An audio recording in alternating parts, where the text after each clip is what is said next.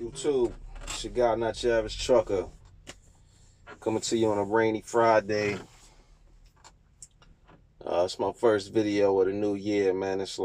Today's actually my daughter's birthday, man. January 4th, 2019. Figured I'd shoot a quick video, see how everybody out there doing. Be getting a lot of comments about old videos, man. Mainly a lot of guys out here on that owner operator train, and they just asking my opinion on things. Had a couple guys asking me how I got started in trucking. Had a couple guys asking me, one guy in particular, how I got started in real estate. So I'm sitting here at the dock getting loaded. I got a couple minutes, man. As far as how I got started in trucking, man, I said that in the previous video. I had a cousin. He did some Fed time. He got out of prison, couldn't find a job. He was a good guy. I mean, he actually went to prison for something he ain't do. I know that's the story that everybody says, yo, it wasn't me, but I can vouch for the fact that instead of snitching and stating the facts, he didn't do that, and he ended up sitting down almost 7 years. So anyway, he gets out of prison, he can't find a job, and he hits me, hey man, if you buy a truck, why don't you let me drive for you, man? I always wanted to be a driver. So instead of me being a naive dumbass, I told him, I'm like, yeah, what I'll do is we both go to trucking school, because at the time he didn't have a CDL. He just knew he wanted to be a trucker. He had never actually driven a truck. We didn't know anyone in trucking. So I put me and him through CDL school, learn how to drive a truck. My whole goal at the time was to own trucks, never actually drive them. But I didn't want to own something I didn't know how to operate, because, that's how people take advantage of you. Because at the end of the day, he didn't have any experience in trucking, neither did I. So I didn't want to buy a truck, hire him. He decided he didn't want to do trucking, and then I'm stuck with a truck that I can't do nothing with. So needless to say, I put me and him through trucking school. I think back then when we went to trucking school was like 3 or 4 stacks. I don't remember, man. So I paid for me and him to go to trucking school. While we was in trucking school, we met a couple guys, man. When you're in trucking school, you got people that's there that, desire to be truckers, but they got like financial aid or whatever, like through, if you get laid off at a job, well, at least in North Carolina, I can't speak for other states, but if you get laid off at a job while you getting unemployment, like, they will pay for you to go to, some, vocational education. Like, you could try to get a electrical license. You could try to become a plumber. So a lot of these people go to trucker school for free.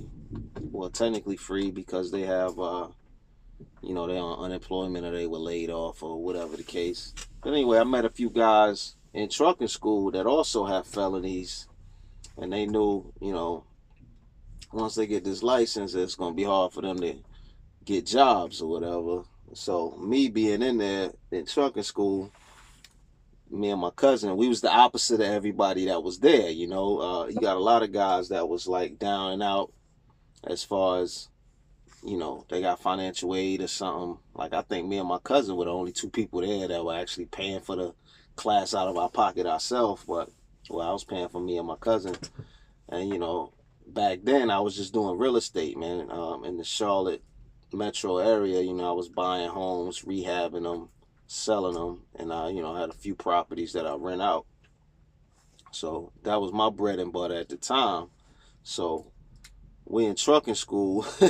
I'm showing up in nice cars, back then. This is a long time ago, man. We talking like '07 or something like that, 6 or 7.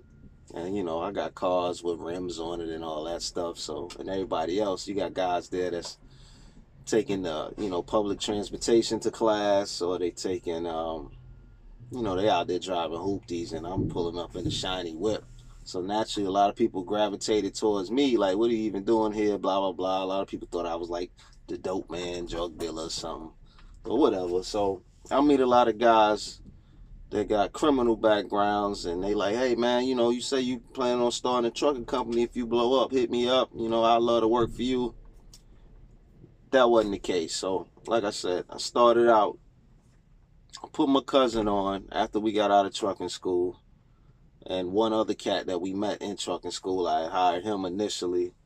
I bought 2 trucks, went through the whole authority process, and you know, at that point we was off and running. Neither one of us knew anything about trucking. All I knew about trucking is what I would read on the internet and, you know, in like trucker forums and all that. But I figured my cousin's a good dude, and more than anything, I was doing this to help him out because he wasn't a street guy. What he went to prison for wasn't something that he was into, wasn't something that he knew about. So needless to say, if I didn't give him this opportunity, there was literally no other way for him to support himself. He didn't have any kids or anything, but he's still a grown man. And if you're a grown man fresh out of prison and you're not really a criminal, how you going to support yourself? Because, you know, people always say, you know, you go to prison to do the time and to rehabilitate yourself, but they still don't want to give you a chance once you get out. People don't trust you. It's hard to find a job to support yourself. So I was mainly doing it for him.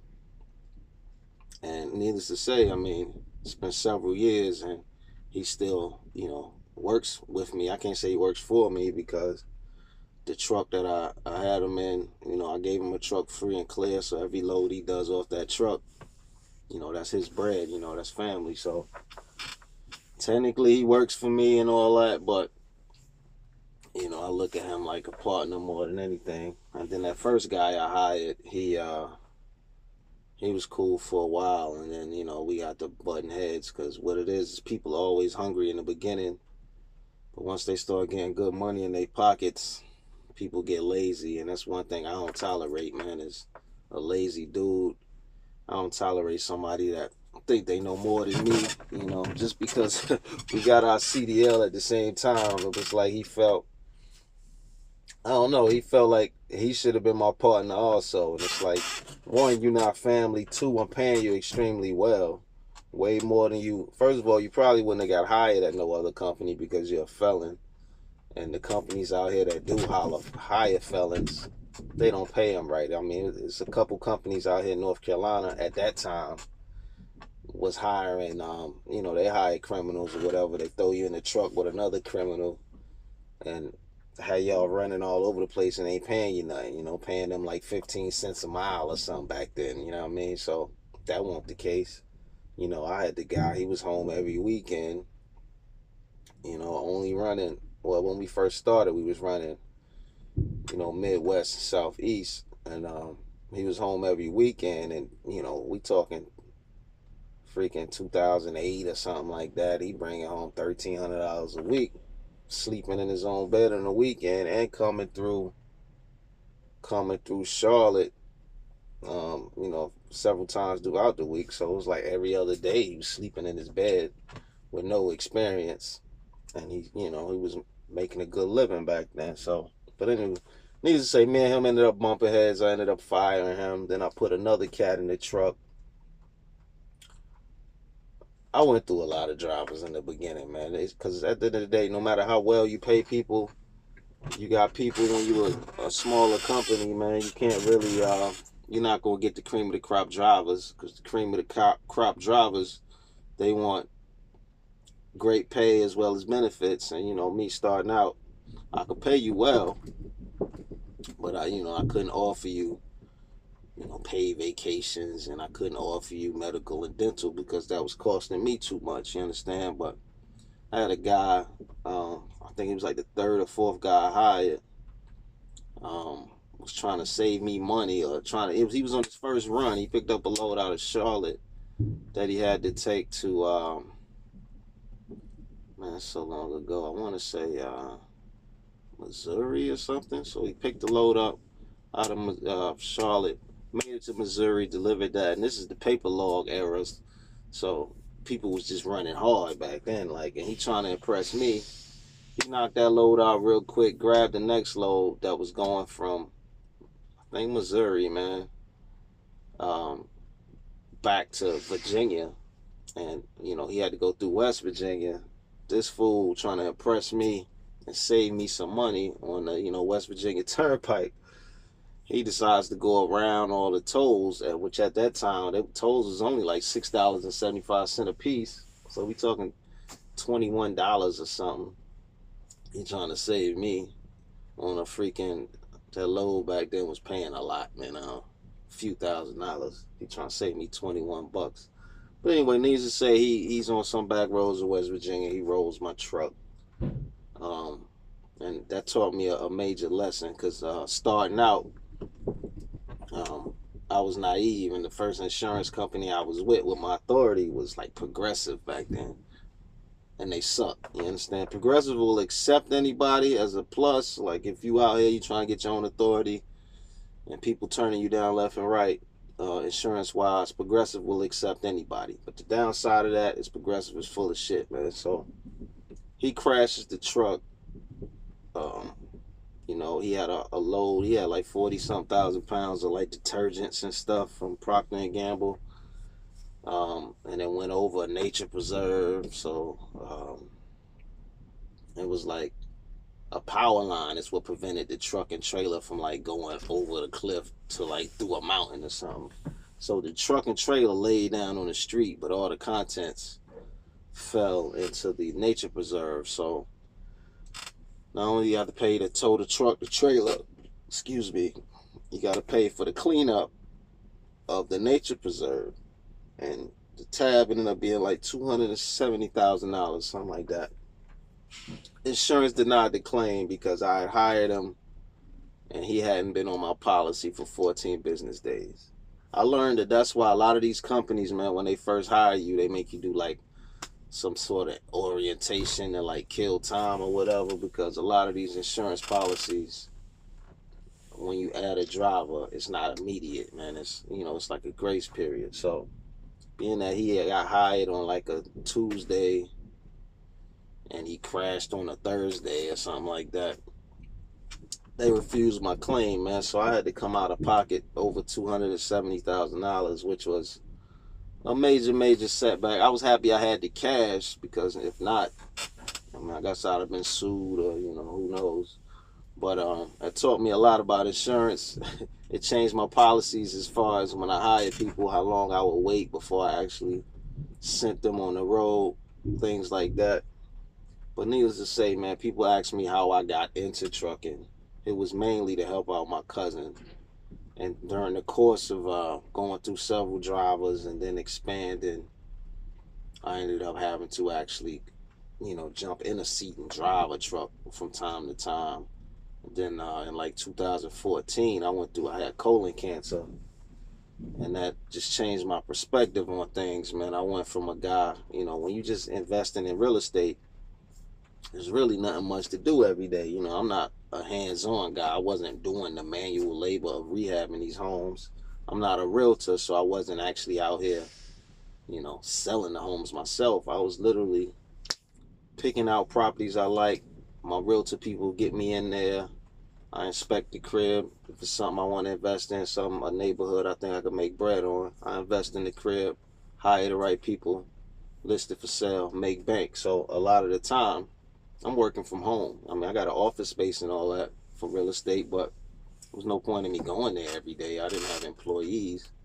So a lot of the time, I spent a lot of time just chilling, playing PlayStation or something back then. You understand? So, but once I went through the whole cancer scenario in 2014, it changed my outlook, man. And sitting at the crib just wasn't cutting it, man, because you start thinking about your mortality. And then my wife's a nurse, so I'm at home. But during that era, she was always looking at me and wanting to take care of me, treat me like a sickly person. So that's when I jumped in one of my trucks permanently, man. And I've been driving pretty much you know, on a weekly basis, if not every day. You know, I'm driving a lot ever since the cancer scenario, because I just don't like sitting still, being at home now. Um, so that's how I got in the truck per se, to drive myself. But as far as how I got into real estate, man, what it really was back in 2005. You know, I had a previous occupation and I had some money stacked up. And my grandfather, one of the guys, he was went to one of his old war buddies, man. When he was in Vietnam with, had a portfolio of properties up in Durham, North Carolina. Man, you know, he was getting older, man. Dude is like 80 something. That he was trying to get off of, and I just so happened to be out with my grandfather, you know, eating breakfast or something with him, just spending time with him. And he was talking about his friend. His friend had a bunch of properties he was trying to get off of, and it intrigued me because the properties that he had, they already had tenants in them. They were on like Section 8. That's that government assistance. So it was like guaranteed money coming in. So he was like, yeah, he's selling them and he don't want much. And I was like, yeah, well, don't you, you know, talk to him, see what it is that he wants. And, you know, if I can afford it, I might be interested in taking a couple properties off his hands. So that's how I initially got my feet wet, man. I bought a couple duplexes from him for nothing. It was like, it was less than 60 grand a piece. And, you know, it was bringing in monthly income at that time. Each unit, you know, duplex is 2 units. So each unit was bringing in like $725 a month. So we talking about $1,450 a month, guaranteed paper from the government, because these were Section 8, you know, tenants. So, you know, I'm doing the math in my head like, hey, you know, it won't take me long to make my money back. Plus, you know, if it don't work like I want to, I mean, this is real estate. I could sell it. So once I got my feet wet with that, I realized that it just started, you know, it got my palate wet a little bit. So I ended up moving to Charlotte in like 2006. And down in the Charlotte area, this is before the mortgage crisis and all that, when the stock market went down. There was a lot of properties in Charlotte, foreclosures, that was dumb cheap, and they were in nice neighborhoods. I used to, my favorite thing to do, it was like split level homes. So we talking, you know, 2006, 2007, you can get a nice split level home in a decent older neighborhood. I mean, the house is probably built in the 70s, all brick. And, you know, a lot of these homes only needed some just minor updates, man. I'll change some fixtures, you know, redo a floor, throw carpet in it, or, you know, some of them had original hardwood under carpet that you can just resurface. So it was a lot of these properties that I can get into for, you know, between 60 and 80 grand, and they only needed like $15,000 to $20,000 worth of work. And, you know, they in decent older neighborhoods where it wasn't a lot of renters. It's just, you know, just older neighborhoods, because a lot of people in the Charlotte area were buying newer homes. So a lot of these older neighborhoods were, you know, I ain't gonna say abandoned, because it, you know, they weren't bad. It's not like it was drug or crime infested or nothing. They just older neighborhoods. So I was finding myself, you know, I found a couple properties that I can invest in, and we talking cash. I wasn't doing loans or nothing like that. So I would only buy homes I could afford cash, and turn around and make, you know, decent profits. You know, my motto back then is I wouldn't touch a house that after I paid, you know, commission to the realtor, you know, after I paid for all the rehabs, I wanted to make at least 30 grand a property. So I was finding myself in a lot of situations where I could be in and out of a property for 70 grand total. You understand? Whether it was me putting in 55 grand and spending another 15 on rehab, selling it for, you know, 130, 140 grand. And after all things is done, you know, I'm profiting at least 30 grand. That was my motto. So that's what I started doing. Because when I initially moved to Charlotte, you know, I had a job out here. I was a manager for, well, ain't no point in putting them on blast, but, you know, I was in management when I first moved to Charlotte. You know, I had a regular job, just like a regular Joe. And I started flipping houses on the side, and I already had my rental properties up in Durham, North Carolina. So my paper was all right. But once, you know, the real estate thing started to pick up for me, it was kind of senseless to still have a job. Because at the time, that job that I worked, my regular 9 to 5, I was making like 70 grand a year. But flipping houses, when I first started out, I was only doing like 3 houses a year, and that 30 grand of profit, I'm making 90 grand just flipping houses, you know, plus I still have my rental income. So it was like, it was hard for me to get up and go to work day in, day out. So I ended up leaving my 9 to 5, and real estate became a full-time hustle. And only thing that really changed, which made what my cousin was trying to do with trucking, you know, easier for me to transition was, you know, once the market crash happened, and you know, with the real estate, it went from, you know, when I'm bidding on these cribs trying to buy them and rehab them, I was just bidding against other investors. So both of us trying to get it for the low, fix it, sell it for the high. But once the whole real estate market crashed, you was finding more properties available. Only problem was, you know, these banks that we buying these homes from were eager to get them off, and the best way for them to get them off was to sell them to people that weren't only trying to like flip them, such as myself and other investors, but it was people that were actually buying them to fix up and live in. So naturally, if you're just an investor, you're trying to buy for a little bit so that later down the line you can sell it and makes a nice cushion. But it became a situation to where I'm bidding against people that are actually trying to buy it and live in it. So the prices start going up. So houses I know I could have bought 2 years ago or a year ago for say 100 grand, now they 160 grand, and I still gotta invest money into rehabbing it and then try to sell it for a profit. Because one thing I refuse to do is invest $150,000 in something with the hopes of only making 10 grand, because it's like, what the hell is the point in that? You know what I mean? I might as well play the freaking stock market if I'm only into making 5 and 10 grand a pop for the amount of money I'm gonna put in.